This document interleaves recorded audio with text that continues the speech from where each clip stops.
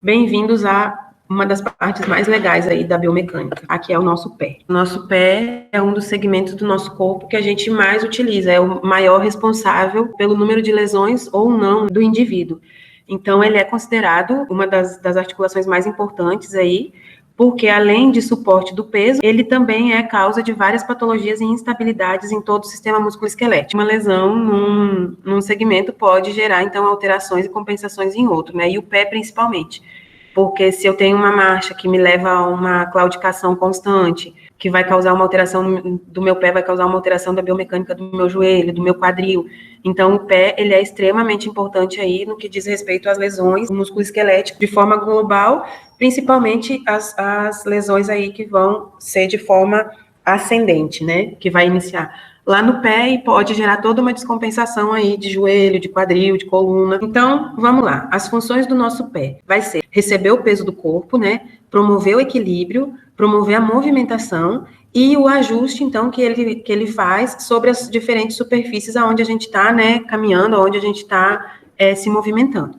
Então, o pé aí tem essa extrema importância dentro, né, da biomecânica do corpo como um todo, tá bom?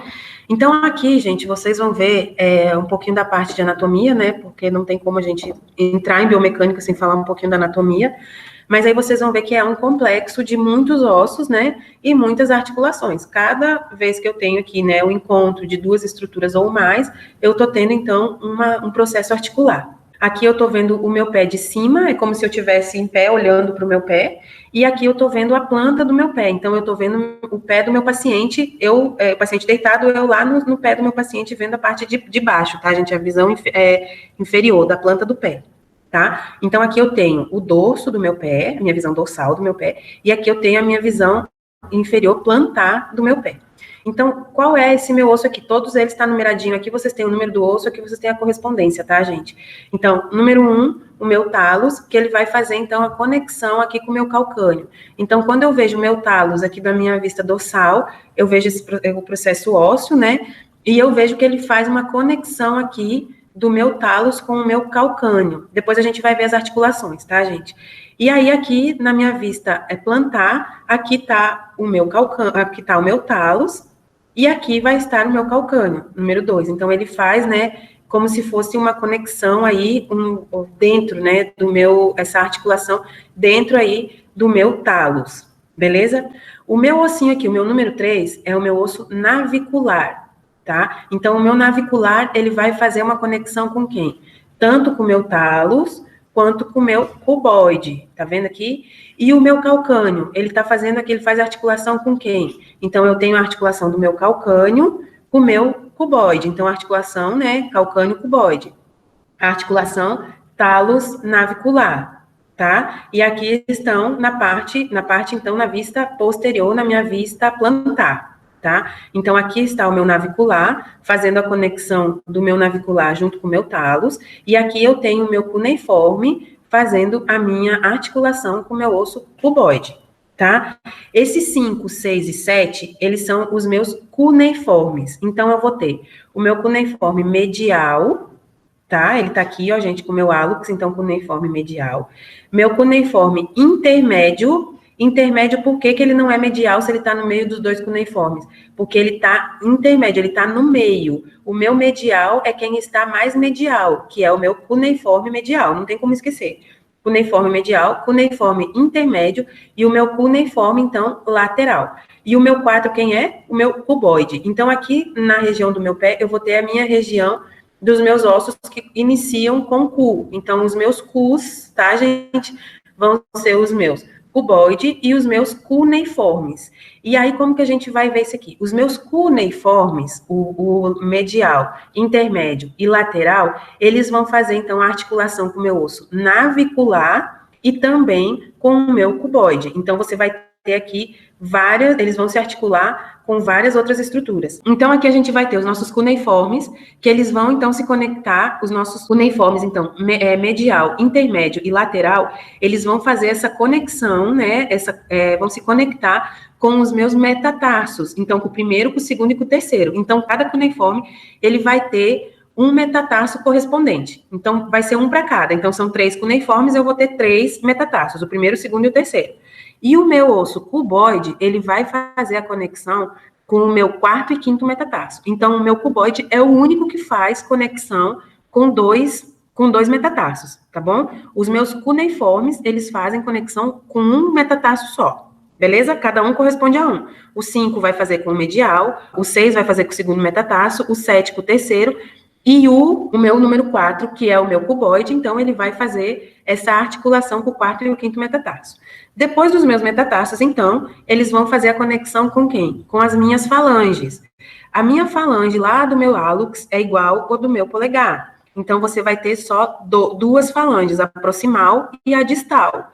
Os meus outros quatro dedos, o meu segundo, terceiro, quarto e quinto dedo, a gente vai ter falange proximal, a falange medial e a falange distal. Então, o meu único dedo aqui do meu pé, que tem duas falanges, é o meu hálux, tá bom? Que vai estar, então, fazendo essa articulação com o meu metatarso. Beleza, gente? Então, essa é a estrutura que vocês aí têm que conhecer do pé. O que é um pouquinho mais complicadinho é essa parte, né, do navicular, com o cuneiforme, com os cuneiformes e com o cuboide, mas agora vocês já sabem que todo mundo aqui tem algo em comum. Então, se vocês tiverem esse desenho, se vocês conseguirem gravar essa imagem com os números, vai ficar bem fácil para vocês conseguirem relacionar. Agora que vocês já sabem, então, que eu tenho, né, essa divisão óssea aí no meu pé, vocês vão saber que a gente tem o retropé, ele vai ser dividido em retropé, em médio pé e em antepé. Então, vamos lá. Meu retropé, quem é meu retropé? Meu talos e meu calcâneo. Meu médio pé, quem é?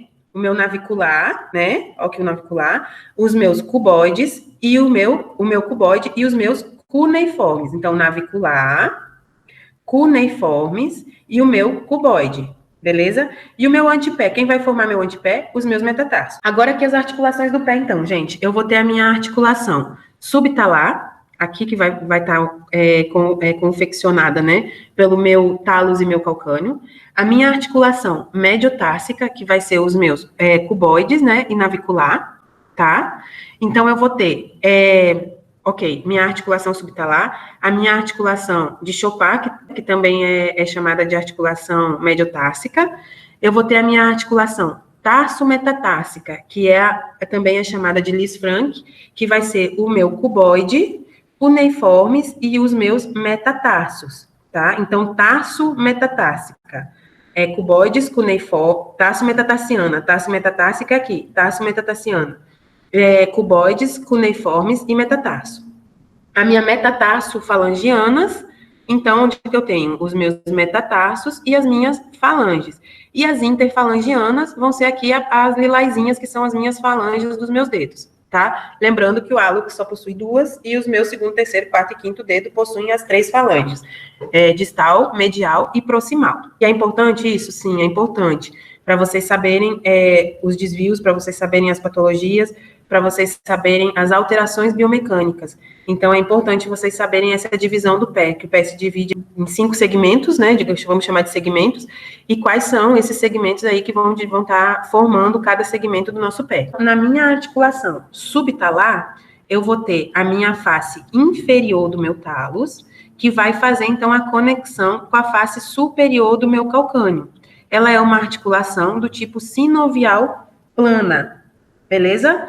E aí, eu vou ter os meus graus de movimento aí. Então, na minha articulação subtalar, quais são os movimentos que eu vou realizar? Então, a pronação, né, que vai ser a movimentação quando eu faço a pronação da minha articulação subtalar, eu vou estar promovendo uma elevação do meu calcâneo, uma abdução e uma dorsoflexão, tá? Então, na pronação, movimento de pronação, a gente lembra, prono, supino, o meu movimento de pronação, então, vai ser uma associação dos movimentos de elevação do meu calcâneo, aqui, ó, o meu calcâneo, eu vou estar elevando esse calcâneo, eu vou estar fazendo uma abdução e uma dorsiflexão, ok? Se eu vou estar elevando, eu vou estar subindo, certo? E eu vou estar proporcionando, então, uma dorsiflexão e uma abdução. Se eu tenho, então, na supinação, quando ele está supinado, eu vou ter uma associação dos movimentos de inversão,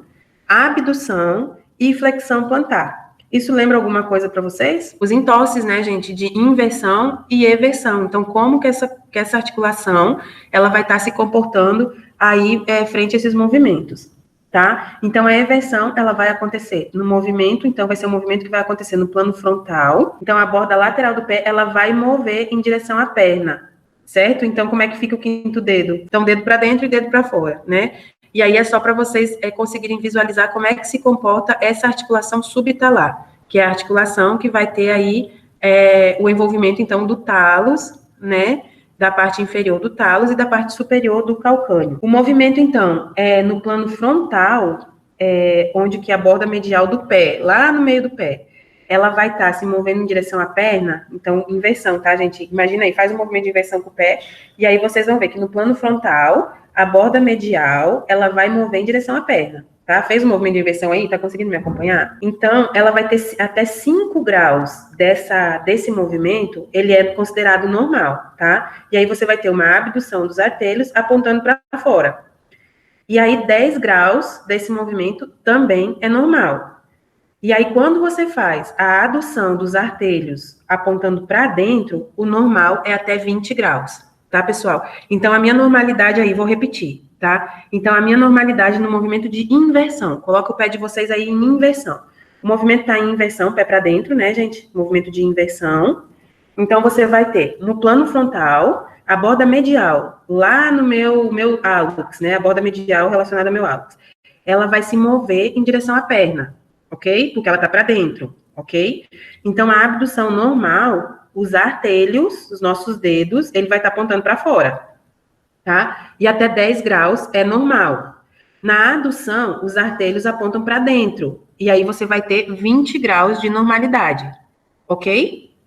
Então, aqui você pode ter a dorsiflexão, né? Aqui o desenho de baixo, gente.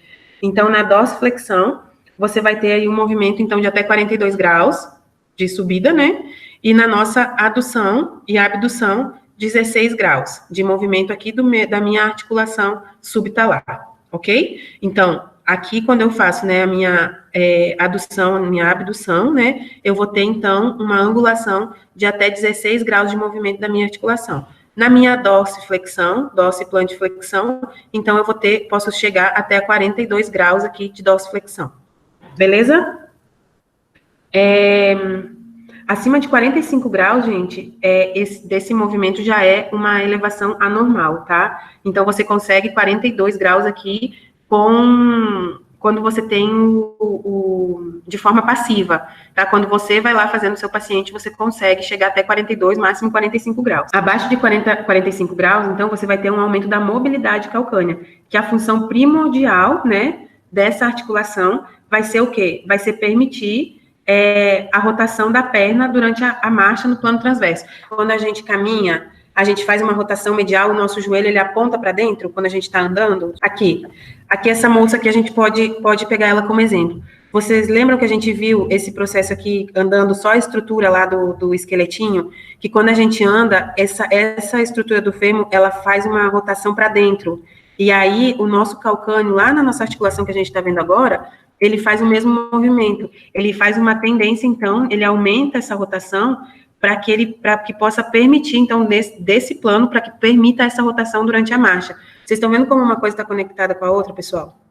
Então, aqui, para que eu possa ter esse movimento, né, de rotação, que é exigido aí que a gente faça durante a nossa análise durante o nosso trajeto da marcha, a gente tem essa flexão e essa rotação interna aqui, né, do nosso fêmur, eu dependo também da minha rotação interna lá embaixo da minha articulação, para que possa ocorrer toda essa biomecânica dessa forma, né, da rotação medial, para que todas essas minhas articulações, que fazem parte desse processo, estejam com uma sincronicidade, digamos assim, de movimento, para que possa acontecer dentro da biomecânica mais fisiológica possível aí, tá bom? Então, aqui vocês podem ver que a gente vai ter, então, essa rotação aí do calcâneo, essa pequena rotação que ele faz, em função de permitir essa medialização, né, da nossa articulação quando a gente está fazendo a nossa caminhada, ok? Aí os movimentos, então, da nossa articulação subtalar, tá, gente? A gente ainda está falando da subtalar. Então, o que ele vai fazer? Inversão, eversão, inversão e a posição neutra.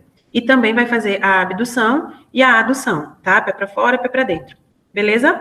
Então, esses são os meus movimentos da minha articulação subtalar. Retropé. Agora eu tô vendo a minha articulação subtalar na parte posterior. E aí aqui vocês vão ver, depois vocês vão entender que o nosso arco plantar, se você tiver um pé chato, ou se você tiver um pé com um arco muito elevado, ele vai interferir diretamente na minha pisada. Se eu vou ter uma pisada mais pronada, uma pisada mais supinada. A gente vai ver já já essa parte também, tá, pessoal? Então, a movimentação do meu calcânio, o que ele vai fazer aqui?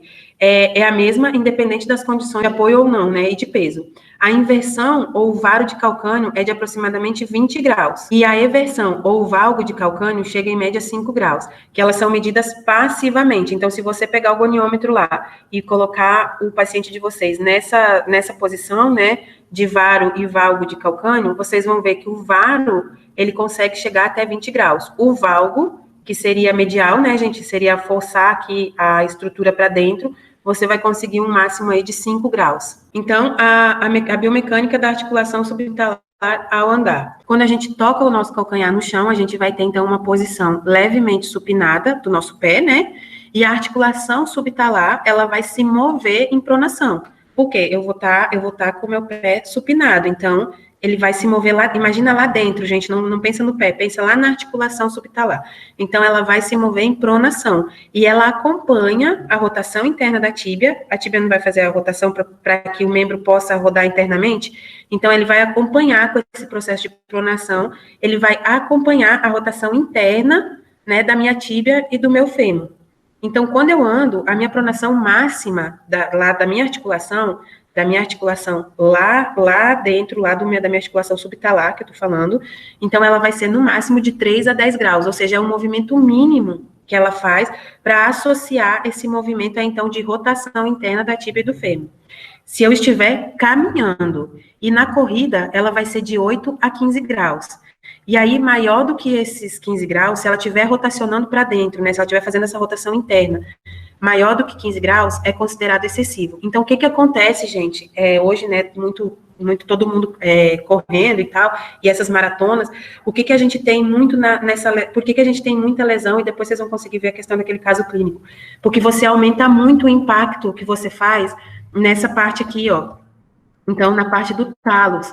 Então, você vai estar, quando você não consegue fazer o movimento de forma mais adequada, você lateraliza ele mais, o ângulo de rotação medial, rotação interna, ele está maior, você acaba forçando mais a estrutura óssea. Então, as fascites plantares, que muitos, assim, que é uma afecção bem recorrente aí dos corredores, ela é por conta desse ângulo também. Então, o aumento desse ângulo, o aumento do esforço que você faz aí, e o desequilíbrio biomecânico e cinesiológico que você causa, tanto na estrutura, né, biomecânica óssea, quanto na cinesiologia muscular dessa articulação, é o que vai levar a essa lesão, muitas vezes, do calcânio. Então, podem ser visíveis as microfraturas que são causadas nessa região.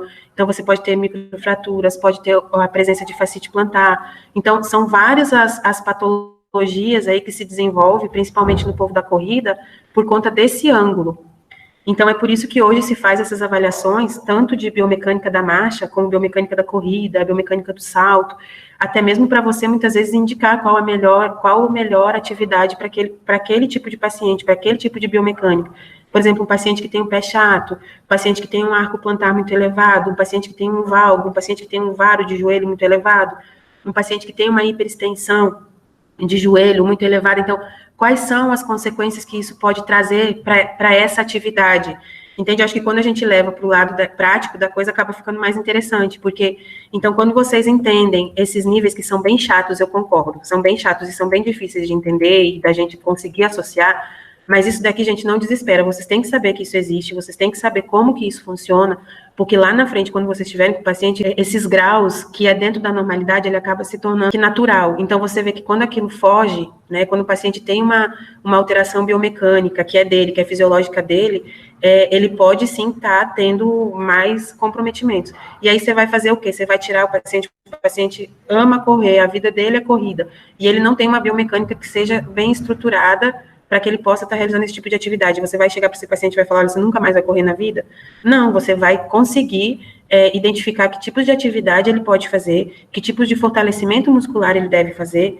Por isso que é importante vocês saberem a ação da musculatura, qual músculo que faz qual movimento. Porque quando você tem aquela musculatura fortalecida, a estrutura óssea, lógico que ela é importante, a biomecânica do paciente é óbvio que ela é fundamental.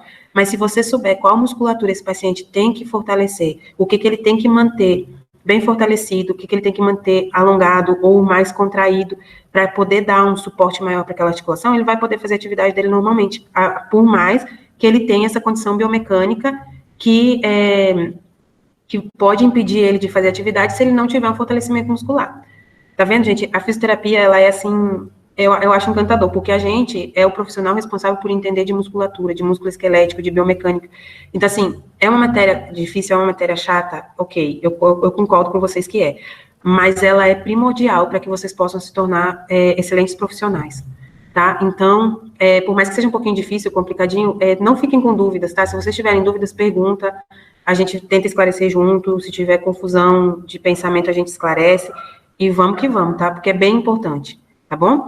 Então, beleza. Então, aqui vocês viram que se tiver maior do que 15 graus, então essa rotação medial pode trazer, considerado excessivo e pode trazer complicações para esse paciente, beleza? Então, a gente tem que fazer essas avaliações, essas medições, esse olho, né, para ver como é que tá essa relação aí dessa rotação do paciente. Ok? Agora, a nossa articulação, gente, médio-társica, né, o nosso médio pé. Então, como que funciona? Quem é que está aí na nossa articulação do nosso médio pé? Então, as minhas estruturas que vão fazer parte, né, desse meu médio pé, vai ser o meu talos, que vai estar relacionado com o meu navicular. Olha aqui ele, gente. O talos, ele vai estar fazendo essa conexão com o meu osso navicular. E o meu calcâneo, ele vai estar fazendo, então, a minha articulação com o meu osso cuboide. Então, aqui vocês vão ver que para chegar no médio pé, o meu calcâneo, ele faz essa articulação já com o meu cuboide, certo? São duas estruturas ósseas, calcâneo e cuboide.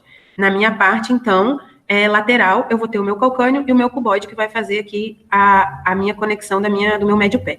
Na minha parte medial, eu vou ter três processos articulares envolvidos, que vai ser quem? O meu talos com o meu navicular e o meu navicular com os meus cuneiformes. Então, enquanto que na minha parte do meu médio pé eu vou ter duas estruturas, que vai ser o calcâneo e o cuboide, para formar a minha articulação no meu médio pé, eu vou ter o meu talos, que vai conectar com o meu navicular, e vou ter o meu navicular, que vai conectar com os meus cuneiformes. Beleza? Então, o meu médio pé, ele faz, agora sim, usem a imaginação, ele faz um S, ok? Vamos seguir esse pontilhado aqui, então vamos fazer que ele começa daqui, e ele faz um S, ele vem até aqui o Tzinho, tá? Porque se você olhar só para mim, parece mais um C, mas a bibliografia a gente fala que forma um S, então a gente imagina que forma um S, ok? E aí, essa é a articulação de Chopin. Então, aqui já conseguimos definir quem é o nosso médio pé e quais são as nossas estruturas aqui que vão fazer parte do nosso médio pé. Tanto a talo navicular, talos navicular, tanto a articulação, talo navicular, como a calcâneo cuboide, elas vão trabalhar em conjunto com a subtalar, gente, elas vão trabalhar em conjunto com a subtalar pela proximidade. Então, o movimento, então, da subtalar, né, o movimento aqui do nosso médio pé e o movimento da nossa subtalar, elas vão trabalhar em conjunto por conta da proximidade. Então, algo ou algum tipo de lesão, algum tipo de contratura, algum tipo de deficiência, algum tipo de alteração de biomecânica, de cinesiologia, da minha parte do meu subtalar, ele vai tá interferindo, então, na minha posição aqui, na minha estrutura do meu médio pé, porque elas estão muito próximas, então, uma interfere na outra. Ok? Então, você sempre vai ter a interferência aqui. Se tiver uma interferência lá no meu retropé, você pode ter uma alteração, então, lá no meu médio pé, devido à minha alteração do meu retropé. Por quê? Devido à proximidade, devido aos ligamentos, devido aos músculos que se originam numa e se inserem na outra. Então, elas estão diretamente relacionadas, tá, pessoal? E aí, aqui, vocês estão vendo, ó, gente, agora vocês já têm, então, duas articulações que a gente já viu, ó. A subtalar. E aqui a gente vai ter, então, a nossa articulação do nosso médio pé que a gente acabou de falar. Calcâneo cuboide, talos navicular e a dos naviculares com os cuboides. Aqui eu vou ter os meus movimentos, então, da minha articulação, das minhas articulações. Então, eu vou ter os meus movimentos de eversão e os meus movimentos de inversão, ok? Então, como que tá? O meu médio pé, né? A minha articulação médio-társica no meu movimento de eversão e a minha articulação médio-társica no meu movimento de inversão. Então, aqui as articulações que vão participar principalmente dos movimentos de inversão e eversão vai ser a articulação subtalar, lá atrás, gente, e a articulação médio-társica, que vão ser lá os ossinhos, né, os pus, com os nossos metatarsos, beleza? Então, ele vai estar sendo as articulações mais envolvidas no processo de inversão e eversão. Então, no processo de eversão, gente, aqui, processo de eversão, os eixos dessas articulações subtalar e médio-társica, olha eles aqui, o eixo ele vai ser paralelo. Então, você vai ter uma movimentação maior, né, desse movimento, você vai ter um movimento maior e uma absorção de choques para adaptação de superfícies irregulares. Então, quando você se submete a superfícies irregulares, o movimento maior, o que mais sofre aí, o que você mais tem que trabalhar, é no movimento de eversão. Então, é você levando essas articulações com esse movimento de eversão para você poder fazer, então, essa adaptação dessas superfícies, ok? E aqui a subtalar em inversão, aqui a gente está vendo, né, a subtalar em inversão. Então, você não está paralelo. Então, o que acontece? Ele vai travar o movimento, tá? E o que é necessário para a aplicação eficiente da força, então, durante os estágios finais do apoio. Então, o que acontece? A gente equilibra com a eversão, só para dar um exemplo prático, tá, gente? Imagina você andando num terreno aí cheio de pedra, de brita, alto e baixo. Então, a gente equilibra o nosso pé, o nosso peso, a gente equilibra no movimento de eversão e a gente mantém esse equilíbrio com as nossas contrações, com os nossos desenvolvimentos, então, do nosso movimento de inversão. E aqui eu estou falando de inversão e eversão dentro da fisiologia e da biomecânica para essa funcionalidade. Eu não estou falando de entorse, tá, pessoal? Que aí já é um movimento exacerbado. A gente está falando do movimento de inversão e de eversão dentro da normalidade dos graus da articulação para poder manter, então, a estabilidade do nosso pé, a estabilidade das nossas articulações. Beleza? Então, quando eu entro para um terreno acidentado, o meu movimento maior, para que eu possa chegar no meu equilíbrio, para que eu possa ajustar as minhas forças, é o movimento de eversão. E para depois manter aquele equilíbrio, então, eu vou estar forçando mais o meu movimento de inversão. Beleza? Quando eu tenho um paciente, né, quando eu tenho um atleta, por exemplo, que ele tem o pé plano, aí ele vai para essa mesma condição de terreno, gente, com o pé plano, ele vai reduzir a carga sobre o antepé. E o pé cavo, ele vai aumentar de maneira significativa a carga imposta sobre o antepé. Por quê? O pé plano, de maneira assim mais simples para entender, mais didática, ele vai ter um apoio maior. Certo? Ele vai estar, o pé plano, ele vai estar todo aplanado no chão, como o nome dele já diz. Então, eu vou ter um pé aplastado no chão. Enquanto que quando eu tenho um pé que tem um arco plantar muito elevado, eu vou ter uma instabilidade maior, porque eu tenho vocês concordam comigo que a minha base de apoio, tá, gente? Não estou falando de fase da marcha. A minha base de apoio desse pé, ela é menor, porque eu tenho uma curvatura nesse pé que não me deixa fazer o apoio completo. Então, nenhum dos dois, nem um pé muito plano é muito bom, nem um pé muito curvo, né, que tenha essa curva muito acentuada, é bom. Agora, em pés, onde eles é mais plano, tem uma tendência mais para plano do que para ter um arco plantar mais elevado, então a minha tendência é reduzir a sobrecarga, porque ele está todo aplanado, ele tem uma superfície de apoio maior. Beleza, pessoal? Então, o que as minhas articulações aqui, só para a gente fechar essa parte, o que a minha articulação subtalar, a minha articulação subtalar e médio-társica, ela vai me promover? Então, um conjunto funcional, né, como a gente pode ver, porque você vai trabalhar tanto nos movimentos de inversão como eversão, então eu preciso realizar esses dois movimentos para eu não ter um desgaste ou um desequilíbrio, né, dessa minha biomecânica, durante o movimento, e ela vai permitir, então, qual que é o movimento que permite para que funcione tudo isso, esse conjunto funcional. É o meu movimento de inversão e o meu movimento de eversão. A articulação, então, do meu médio pé. Então, como a gente já falou, eu vou ter o meu talo calcâneo navicular, porque vai ser o meu talo, né, calcâneo navicular. Então, vai ser esses três ossos, talo, calcâneo, navicular. Eu vou ter o meu cúneo navicular, que vai ser o quê? O meu navicular com os meus cuneiformes. Então, o nome dessa articulação é talo, calcâneo, navicular, então é o talos, o calcâneo e o navicular. Ok. Cuneo-navicular vai ser os meus cuneiformes e o meu navicular. Os meus intercuneiformes é essa ligaçãozinha aqui que eu tenho entre um cuneiforme e o outro cuneiforme. Então, cuneiforme medial, cuneiforme intermédio e o meu cuneiforme lateral. Então, essa ligaçãozinha entre eles, ela vai chamar de intercuneiforme, beleza? E os meus cuneocuboides, onde que faz essa articulação? Então, é a articulação dos meus cuneiformes com o meu cuboide, beleza? Então, cúneo dos cuneiformes, cuboide do meu osso cuboide. Então, cúneo, cuboides, ok? E calcâneo cuboide. Aonde que está formando, então, o meu calcâneo cuboide? Lembra que o meu talos, ele vai o talos navicular para depois chegar lá nos cuneiformes? O meu calcâneo cuboide, ele vai ter o meu osso calcâneo, que já vai estar aqui conectado com o meu cuboide, beleza? Então, calcâneo, cuboide, ok? Então, enquanto aqui do meu lado medial eu vou ter 3 articulações, aqui do meu lado lateral eu vou ter o meu calcâneo e o meu cuboide. E a tarso-metatarsica, então, vai ser o tarso e os meus metatarsos, que vão ser conectados, então, através, né, dos meus ossos do tarso, junto com as minhas metatársicas. Então, todas essas articulações aqui que a gente viu, ó, a talo-calcâneo-navicular, a cúneo-navicular, cuboide-navicular, intercuneiforme, cúneo-cuboide e calcâneo-cuboide, elas formam, então, as articulações do tarso, tá? Então, a minha articulação tarso-metatársica é a articulação desses meus ossos do tarso, que a gente acabou de ver, junto com as minhas metatarso-falanges, ok? Minhas metatársicas. Vamos lá, então. A minha articulação tarso-metatársica, então, que é o que a gente acabou de ver.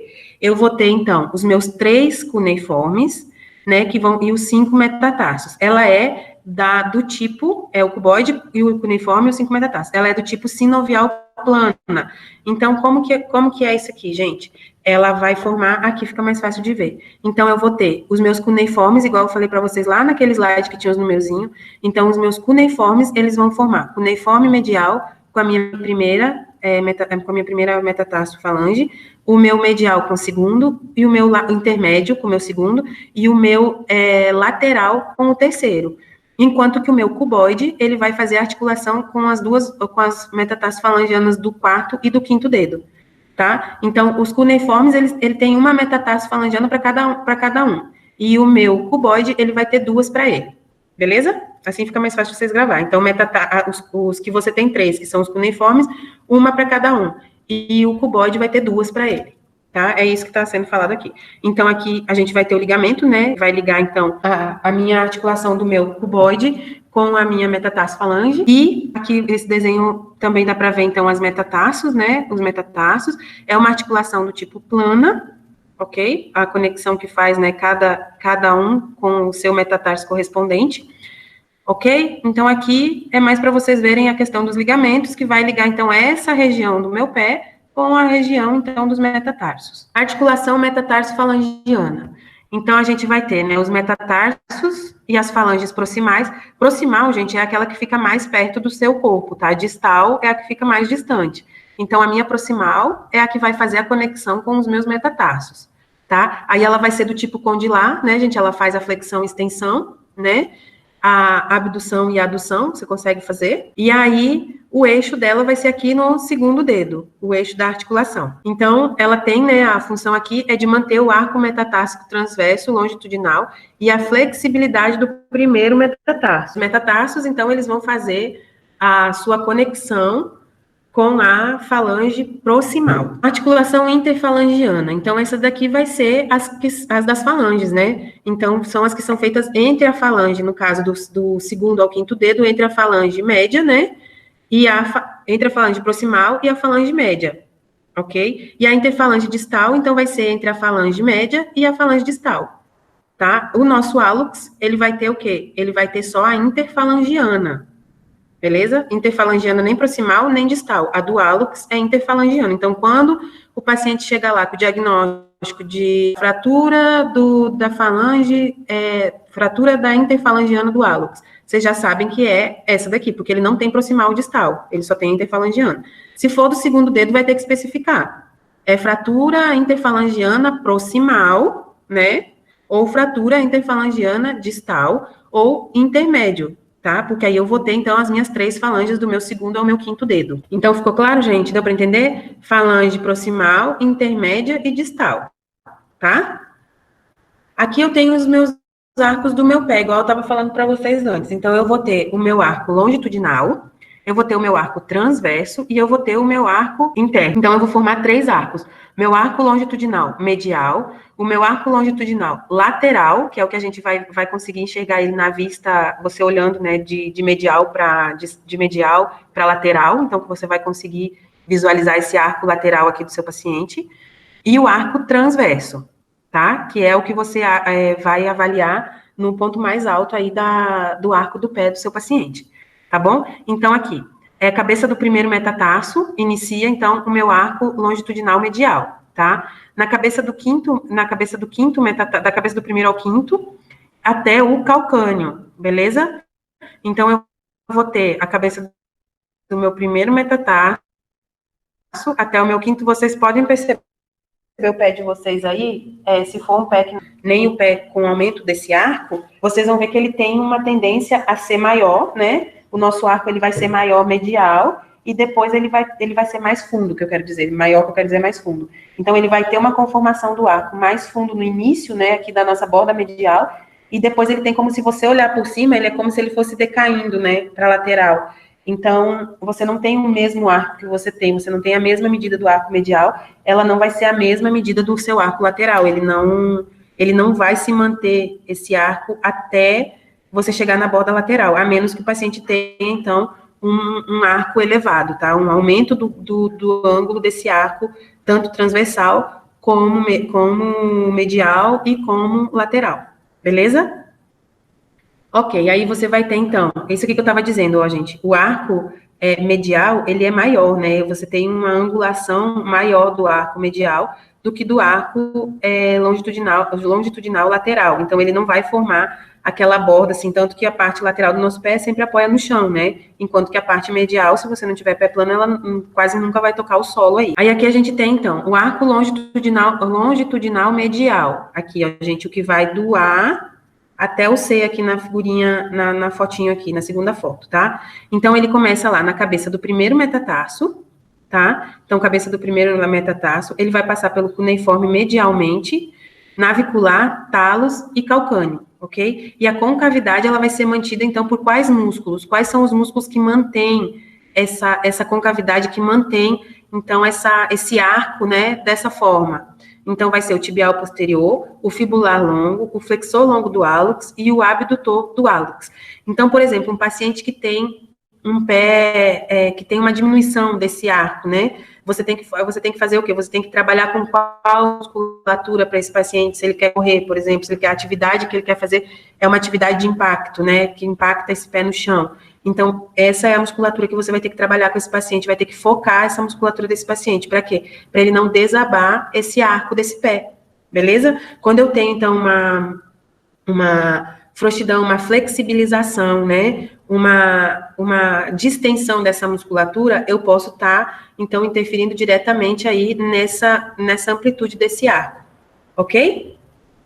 O arco longitudinal lateral, então é esse que a gente vê aqui na borda lateral, tá, pessoal? Arco longitudinal lateral. Então, agora você está vendo o pé do seu paciente numa vista de lateral para medial. Então, onde que ele começa? Então, é esse arco aqui que vai do B, tá, até o C. Então, eu vou iniciar lá na cabeça do meu quinto metatarso, ele vai passar pelo meu cuboide, né? O meu medial não passa pelo meu navicular, que fica mais lá na frente, então o meu lateral ele vai passar pelo meu quinto metatarso, pelo meu cuboide, e vai se inserir lá no meu calcâneo. Então, essa é a angulação, né, do meu arco longitudinal lateral do meu pé.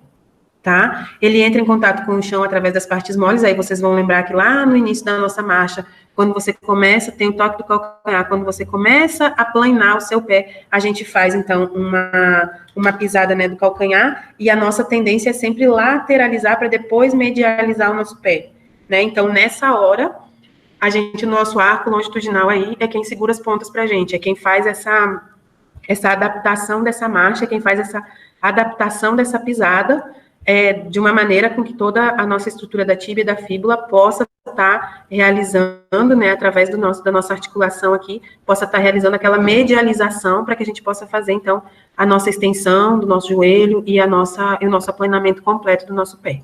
Beleza, pessoal?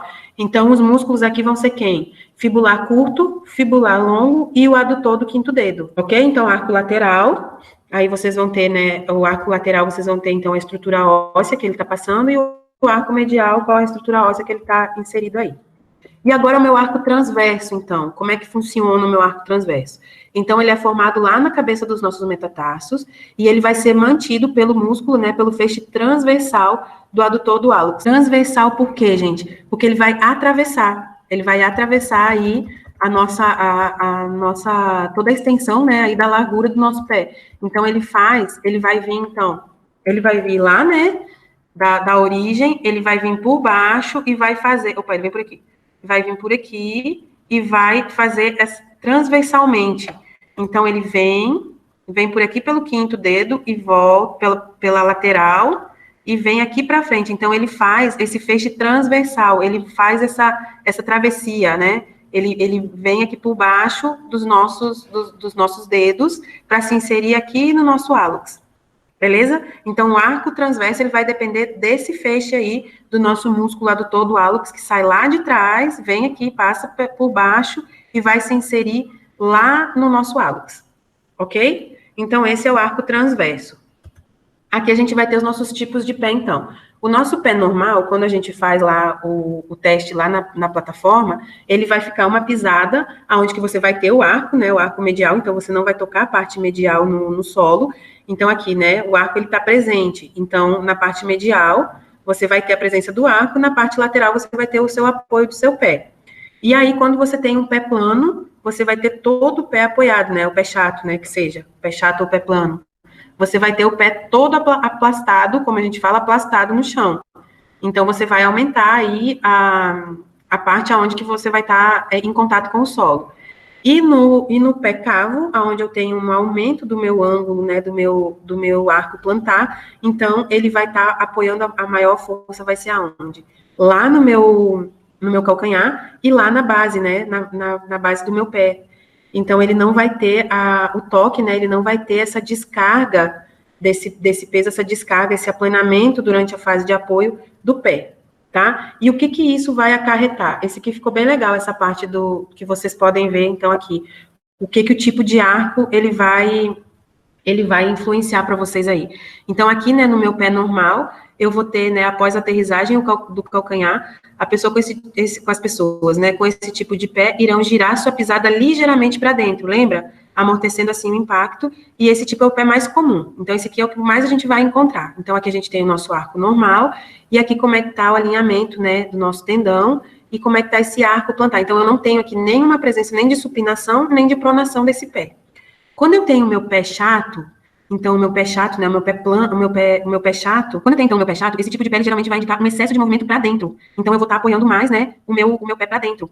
Beleza? E aí, após uma aterrissagem do calcanhar, ou seja, com excesso de pronação, o arco vai entrar de maneira exagerada, podendo causar lesões de sobrecarga, ok? E no meu arco do meu pé, né, quando eu tenho o meu pé alto, esse tipo de pé não faz nenhum movimento para dentro, ou seja, ele não prona, o que faz dele um mau absorvedor de impacto, e esse é o tipo de pé menos comum. Aqui, então, os meus tipos de pé, né, o meu pé plano, que eu vou ter uma pronação, que vai abaixar, então, o meu arco plantar. Pronação, então, vai ser o quê? Vai ter um abaixamento do meu arco plantar, tá? Então, vai ser uma insuficiência dos músculos que mantêm o arco longitudinal. Então, foi o que eu falei para vocês lá no outro slide. Se eu tiver, então, uma deficiência, um aumento, né, da elasticidade, um relaxamento muito intenso aí dessa musculatura tibial posterior, fibular longo, flexor longo do hálux e adutor longo do hálux, e abdutor do hálux, eu vou ter o quê? Eu vou ter uma diminuição do meu arco plantar, então eu vou ter um desabamento do meu pé, tá? E eu vou ter o meu pé mais aplastado no chão, ok? Aqui os tipos de pé, então, gente, tá vendo? Isso aqui é o que eu quero dizer quando eu falo desabamento, tá? Você vai ter aí um pé aplastado, um pé totalmente colado no chão. Então, aqui a gente tem esse tipo, né, que é o pé plano, aqui o pé cavo. Então, eu tenho um aumento da minha curvatura. E aí, eu vou ter uma pisada supinada, tá? Então, o pé cavo, ele vai ter uma elevação exagerada do arco plantar, longitudinal medial. Então, esse arco, ele vai estar, né, exageradamente elevado, tá? E aí, aqui, eu vou ter, então, uma pisada supinada. E a gente já vai ver, então, fotos dessa pisada supinada. Então, a contratura, né, a contração acentuada dos músculos dessa região, ele vai causar, então, o quê? O aumento do arco plantar. Se eu preciso ter um aumento do relaxamento dessa musculatura para eu ter a queda do meu pé, para eu ter um aumento do arco plantar, eu vou ter que ter um aumento da contração. Tá, pessoal? Então, num eu vou ter o aumento do relaxamento e no outro eu vou ter o aumento da contração dessa musculatura. E aí a gente vai ter, então, o nosso pé, né, que tem aí o arco plantar elevado. E aí vocês vão ver que até o dorso do pé, ele tem uma formação diferente, olha só. Tá vendo? Ele é mais alto, bem mais elevado, né? Então, aqui a formação do meu arco, ela tá exagerada. E quando eu falo que para você ver em vista medial, é isso que eu tô falando, você vai ver de dentro para fora, tá? Então, você tem um pé aí, como é que é esse pé? Pronado ou supinado? Ele vai ser supinado, tá? A gente tá subindo, enquanto que o outro tá desabando, tá fazendo uma pronação. Esse tá subindo, ok? E aqui, uma das deformidades que vocês vão encontrar bastante é essa deformidade do hálux valgo, que é um desvio lateral do primeiro dedo da articulação metatarso-falangiana. A gente conhece muito como joanete. Então, aí vocês veem que o ângulo, né, o ângulo está extremamente aumentado. Então, é essa formação aí do joanete. E é onde você aumenta também a parte do apoio aí desse dedo, e é por isso que essas pessoas, elas sentem uma dor horrível, né, o joanete, porque você tem um apoio maior nessa região aqui, que deveria ser aqui no segundo dedo, o apoio lá da plataforma de força, gente, ele vai estar mais apoiado medialmente. Então, cada vez que você apoia, você está impactando, né? E aí, no começo, você tem como ajudar esse paciente. Tem algumas atividades que você faz com esse dedo e você consegue, né, melhorar essa angulação. Agora, tem ângulos que é só cirúrgico mesmo, você não vai conseguir um atendimento, um tratamento muito satisfatório só com a fisioterapia. Às vezes, ele realmente tem indicação cirúrgica aí nessas questões.